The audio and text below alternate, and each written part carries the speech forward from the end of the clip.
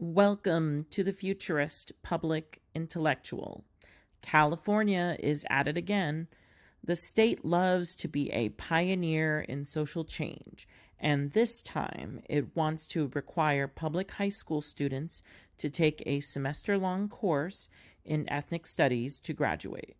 This requirement will start with the graduating class of 2030, and high schools have to have the ethnic studies course in place by the 2025-2026 school year. The ethnic studies course will focus on Blacks, Latinos, Asians, and Native Americans. What I don't understand about this ethnic studies requirement is why this needs to be indulged. There are so many college students right now who don't show up for their job interviews, apparently up to 93% for Gen Z. But our concern right now is making sure that high schoolers are in touch with their ethnic history. Despite its intention to be progressive, California doesn't seem to understand that ethnic studies in principle is regressive. We are in the 21st century in a country founded in the 18th century. There is a distinct mainstream American culture, along with rich subcultures, that has developed.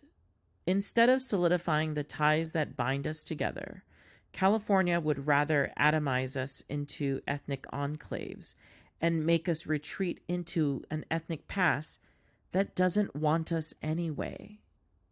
For example, take a third or fourth generation Mexican American. There are plenty of these people in California.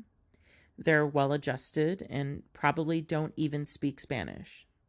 If they ever visit Mexico, they are not welcomed by the Mexicans as kindred spirits. They're just brown gringos, just as gringo and American as the white and blonde variety. If you take this child and force them to learn an ethnic studies course that encourages delving into an ethnic identity that even their own parents don't identify with, it only furthers the tribalization of society.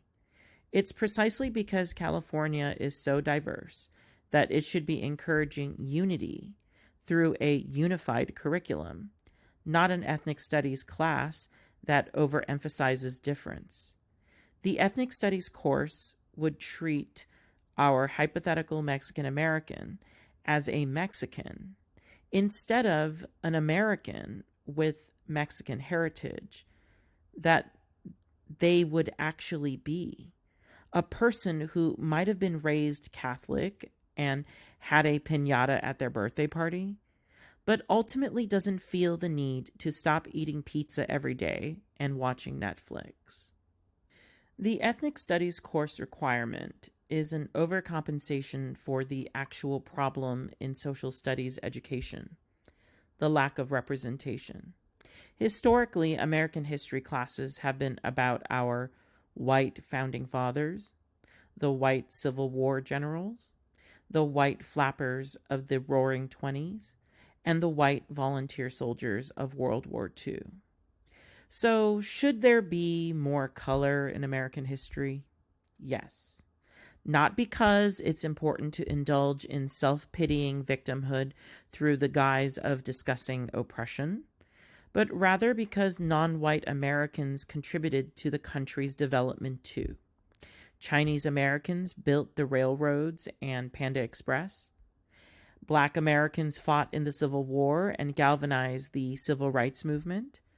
And a Puerto Rican American woman is a Supreme Court justice. Just talk about these things along with the rest of history. Unify, not divide. Thank you for listening to the Futurist Public Intellectual.